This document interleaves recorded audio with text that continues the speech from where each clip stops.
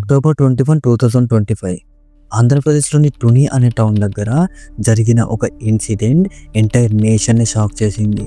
ఒక 62 years old man ఒక 13 years school గర్ల్ని చాలా డేంజరస్ ప్లాన్తో కిడ్నాప్ చేసి తనను స్కూల్ నుండి బయటికి తీసుకెళ్లాడు. అండ్ తీసుకెళ్లిన రోజు వీళ్ళను అక్కడే ఉన్న ఒక లోకల్ ఫార్మర్ వీళ్ళిద్దరూ చేసే పనిని చూసి షాక్ అయి అతని మొబైల్ ఫోన్ కెమెరాలో జరిగిందంతా రికార్డ్ చేశాడు.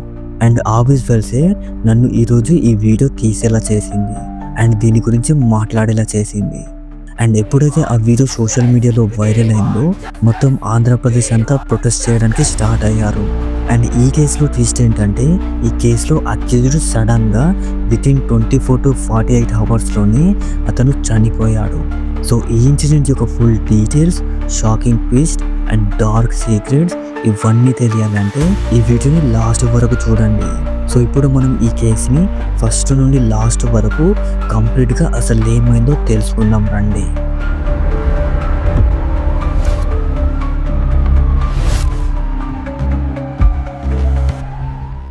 ఈ ఇన్సిడెంట్ గురించి తెలియాలి అంటే మనకు ముందు తుని అనే టౌన్ గురించి మనకు తెలియాలి. తుని ఈ ఊరు ఆంధ్రప్రదేశ్లోని కాకినాడ డిస్టిక్లో ఒక చిన్న టౌన్లో ఉంటుంది. ఈ ఏరియా చుట్టుపక్కల మొత్తం విలేజెస్తో సరౌండ్ అయి ఉంటుంది అండ్ ఇది చాలా పీస్ఫుల్ ప్లేస్. కానీ ఒకరోజు అక్టోబర్ 21, 2025 రోజున ఈ పీస్ఫుల్ టౌన్లో ఊహించని ఒక దారుణమైన ఇన్సిడెంట్ జరిగింది. ఈ స్కూల్ జగన్నాథ్గిరి విలేజ్లో లైక్ తుని టౌన్లో ఆల్మోస్ట్ 4 kilometers డిస్టెన్స్లో ఉంటుంది. అండ్ ఇక్కడ మన విక్టిమ్ గర్ల్ స్టడీ చేస్తూ ఉండేది. తనకు జస్ట్ 13 years ఉంటుంది అంతే. అండ్ తను 8th class స్టూడెంట్. అలాగే తను చాలా ఇన్నోసెంట్ అండ్ చాలా ఒబీడియంట్ స్టూడెంట్. అండ్ తను అక్కడే హాస్టల్లో స్టే చేస్తూ చదువుకుంటూ ఉండేది. అండ్ తన పేరెంట్స్ విలేజ్లో ఫార్మర్స్. సో ఈ విక్టిమ్ యొక్క ఫ్యామిలీ చాలా హోప్తో తనని ఈ స్కూల్లో జాయిన్ చేశారు. లైక్ ఒక్కసారి ఆలోచించండి, వీళ్ళ పేరెంట్స్ స్కూల్లో మా బిడ్డ చాలా సేఫ్గా ఉంటుంది అండ్ బెటర్ ఎడ్యుకేషన్ ఉంటుందని జాయిన్ చేసి ఉంటుంటారు. కానీ అక్టోబర్ 21 రోజు జరిగిన ఇన్సిడెంట్ ఆ ఫ్యామిలీ యొక్క లైఫ్ని అండ్ ఆ అమ్మాయి యొక్క ఫ్యూచర్ని కంప్లీట్లీ డార్క్ అయ్యేలా చేసింది.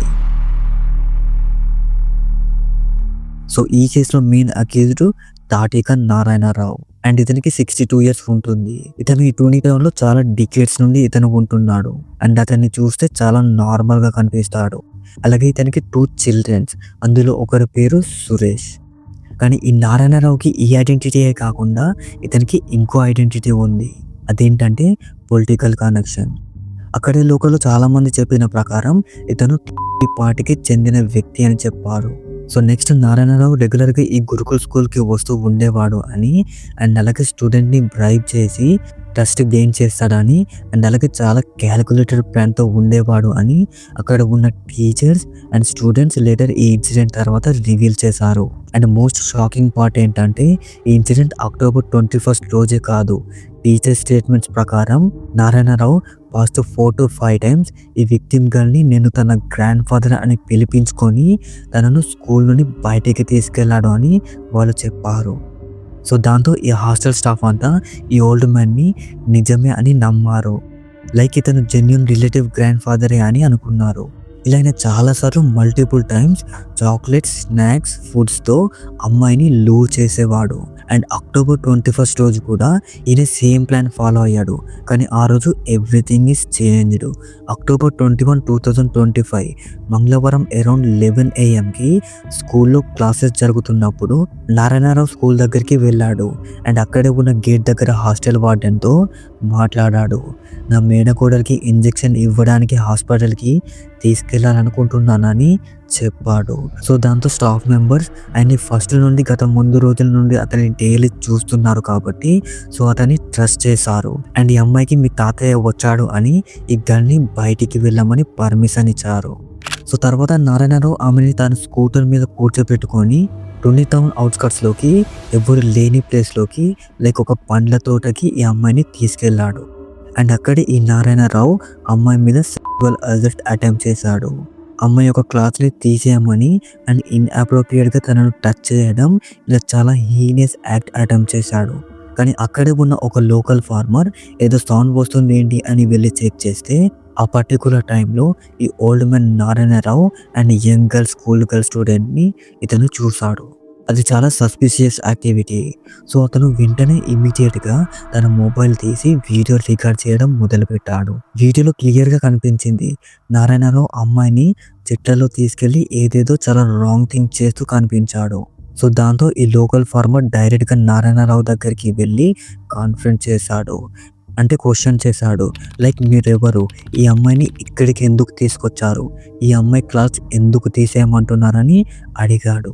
ఈ ఇన్సిడెంట్ అంతా వీడియోలో కంప్లీట్‌గా రికార్డ్ అయింది.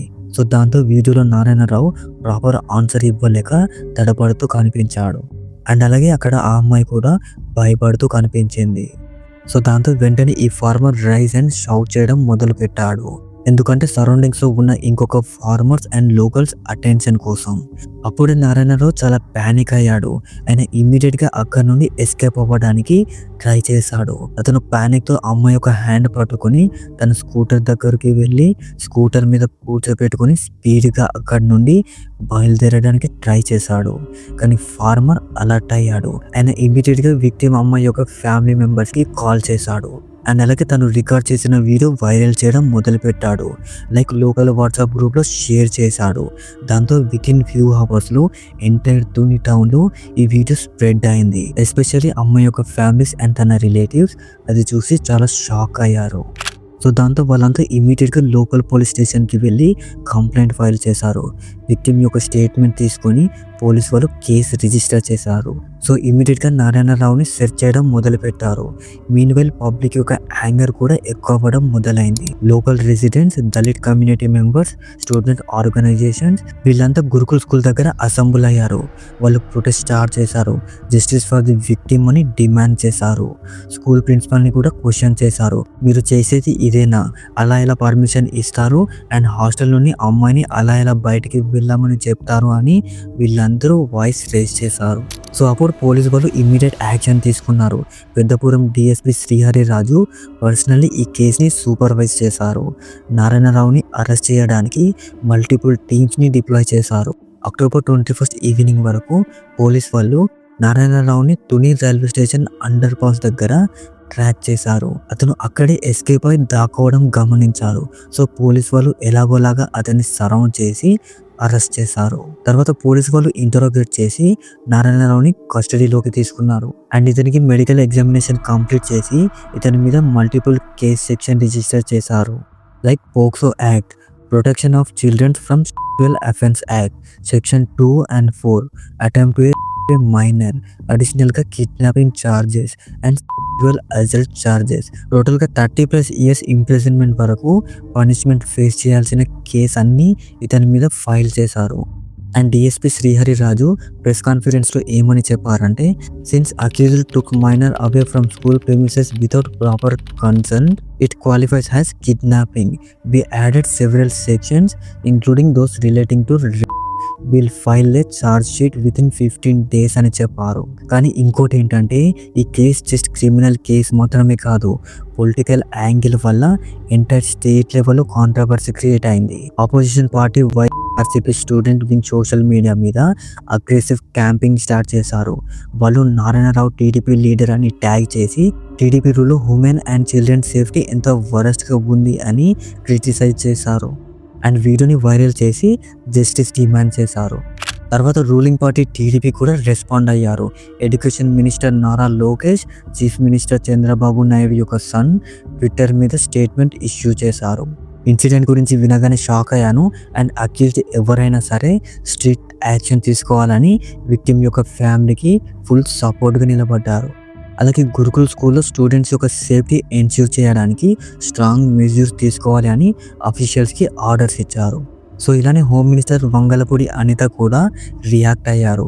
ఈ protest day by day intense అయ్యింది. స్కూల్ ప్రిన్సిపల్ని క్వశ్చన్ చేయడం మొదలుపెట్టారు.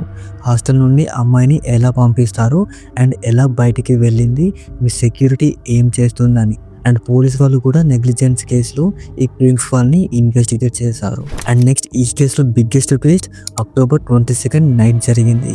నారాయణరావు పోలీస్ కస్టడీలో మిస్టీరియస్గా చనిపోయాడు. October 22 Wednesday night around 10 to 10:30 PM Narayana Rao యొక్క మెడికల్ ఎగ్జామినేషన్ కంప్లీట్ చేసి కోర్టులో మ్యాజిస్ట్రేట్ ముందు ప్రజెంట్ చేయడానికి తీసుకువెళ్ళేటప్పుడు వెళ్ళే రూట్లో కోమటి చెరువు అనే పాండ్ దగ్గర పోలీస్ వెహికల్ ఆగింది. పోలీస్ స్టేట్మెంట్ ప్రకారం నారాయణరావు బాత్రూమ్ బ్రేక్కి వెళ్తాను అని అడిగాడు. సో మేము వెహికల్ని ఆపాము. సో వెహికల్ ఆపగానే అతను సడన్గా పోలీసుని ఎస్కేప్ అయి కోమటి చెరువు పాండ్లోకి జంప్ చేశాడు అని చెప్పారు. అండ్ అందరూ అతను ఎటు వెళ్ళాడు అని సెర్చ్ ఆపరేషన్ స్టార్ట్ చేశారు. కానీ అప్పుడు డార్క్నెస్ అండ్ పూర్ విజిబిలిటీ వల్ల ఆ నైట్ 12:30 AM వరకు బాడీ అస్సలు దొరకలేదు. తర్వాత థర్స్డే మార్నింగ్ అక్టోబర్ 23న సెర్చ్ ఆపరేషన్ మళ్ళీ కంటిన్యూ చేశారు. సో అప్పుడు ఫైనల్లీ నారాయణరావు యొక్క బాడీ అదే చెరువులో రికవర్ చేశారు. అండ్ డాక్టర్స్ పోస్ట్ మార్టం చేయడానికి బాడీ తీసుకున్నారు. సో అప్పుడు పోలీస్ వాళ్ళు అఫీషియల్లీ సూసైడ్ అని డిక్లేర్ చేశారు. అప్పుడు CI Chinna Kesavarao statement accused guilt and remorse వల్ల సూసైడ్ చేసుకున్నట్టు అనిపిస్తుందని చెప్పారు. కానీ నారాయణరావు ఫ్యామిలీ ఆ స్టేట్మెంట్ని యాక్సెప్ట్ చేయలేదు. అతని సన్ సురేష్ చాలా డౌట్స్ ఎక్స్ప్రెస్ చేశారు. ఆయన యొక్క అలిగేషన్స్ ఇలా ఉన్నాయి. అక్టోబర్ 22 నైట్ అరౌండ్ 9:45 PMకి పోలీసు వాళ్ళు మా ఇంటికి వచ్చి నాన్న అరెస్ట్ గురించి సిగ్నేచర్ తీసుకున్నారు. కానీ నాన్న డెత్ గురించి మాకు ఎక్కడ చెప్పలేదు. మీరేమైనా టార్చర్ చేశారా అండ్ లాకప్లో ఏం జరిగింది? CCTV ఫుటేజ్ నాకు స్టేషన్ నుండి కోర్టు వరకు చూపించాలి అని డిమాండ్ చేశాడు. ఇలా ఫ్యామిలీ మెంబర్స్ అంబులెన్స్ ముందు కూర్చొని ప్రొటెస్ట్ చేశారు. ట్రూత్ రివీల్ అవ్వాలి అని ఇన్స్టెంట్ చేశారు. కానీ పోస్ట్ మార్టం రిపోర్ట్స్ అన్ని క్లియర్ చేసింది. బాడీలో డ్రౌనింగ్ సైన్స్ ఉన్నాయి అని DSP చెప్పారు. కానీ ఇప్పటికీ కొన్ని క్వశ్చన్స్ అలాగే ఉండిపోయాయి. అదేంటంటే కస్టడీలో ఉన్న అక్యూజ్డ్ని బాత్రూమ్ బ్రేక్ కోసం పాండ్ దగ్గరికి ఎందుకు తీసుకెళ్లారు అని. అండ్ అలాగే పోలీస్ ఎస్కార్ట్స్ ఇంతమంది ఉన్నారు, వీళ్ళందరూ ఏం చేస్తూ ఉన్నారని. అండ్ అలాగే హ్యాండ్ కఫ్ అక్యూజ్కి ఎందుకు వేయలేదు, అక్కడ CCTV కెమెరాస్ ఎందుకు చూపించలేదు అని. సో ఇలా చాలా క్వశ్చన్స్కి ప్రాపర్ ఆన్సర్ రాలేదు. So after post mortem complete చేశాక ఫ్యామిలీ మెంబర్స్కి ఈ బాడీని హ్యాండ్ ఓవర్ చేశారు. సో ఈ తూని కేసు తర్వాత ఆంధ్రప్రదేశ్లో చాలా సీరియస్ డిస్కషన్స్ క్రియేట్ అయ్యాయి. అందులో first point school safety. Gurukul స్కూల్స్లో ఉన్న సెక్యూరిటీ ల్యాబ్సెస్ ప్రత్యేకంగా ఫోకస్లోకి వచ్చాయి. అండ్ అలాగే గవర్నమెంట్ ఆర్డర్స్ ఇష్యూ చేసింది. ఆల్ వెల్ఫేర్స్ హాస్టల్లో CCTV cameras mandatory, visitors verification స్ట్రిక్ట్గా చేయాలి. అండ్ స్టూడెంట్స్ బయటికి వెళ్తే proper authorisations and parents consent తీసుకోవాల్సింది అని ఇష్యూ చేశారు. అండ్ అలాగే విక్టిమ్ అమ్మాయికి కౌన్సిలింగ్ ప్రొవైడ్ చేశారు. ఫ్యామిలీకి financial and legal support government నుండి అనౌన్స్ చేశారు. అమ్మాయి యొక్క సైకాలజికల్ ట్రామా నుండి రికవర్ అవ్వడం చాలా ఇంపార్టెంట్ అని ఎక్స్పర్ట్స్ చెప్పారు. And second point child predators identify చేయడం ఎలా అని. ఈ కేసులో Narayana Rao multiple times same pattern follow చేశాడు. గిఫ్ట్స్ ఇస్తూ ట్రస్ట్ గెయిన్ చేయడం, అథారిటీ ఫిగర్స్ని కన్విన్స్ చేయడం, ఐసోలేటెడ్ లొకేషన్స్కి తీసుకెళ్లడం. సో పేరెంట్స్ అండ్ టీచర్స్ ఈ వార్నింగ్ సైన్స్ని ఐడెంటిఫై చేయడం చాలా crucial. And the third point strangers dangers కాదు, నోన్ పర్సన్సే డేంజరస్. స్టాటిస్టిక్స్ చెప్పిన విషయం ఏంటంటే చైల్డ్ సెక్షువల్ అబ్యూస్ కేసులో ఆల్మోస్ట్ 90% అక్యూజ్డ్ చిల్డ్రన్స్కి ఫెమిలియర్ పర్సన్సే. సో ట్రస్ట్ బ్లైండ్గా చేయకూడదు అండ్ వెరిఫికేషన్ చాలా కరెక్ట్గా ఉండాలి. And fourth point video evidence is most important. ఈ కేసులో ఫార్మర్ అలర్ట్గా ఉండి వీడియో రికార్డ్ చేసి ఈ కేసుని క్రాక్ అయ్యేలా చేశాడు.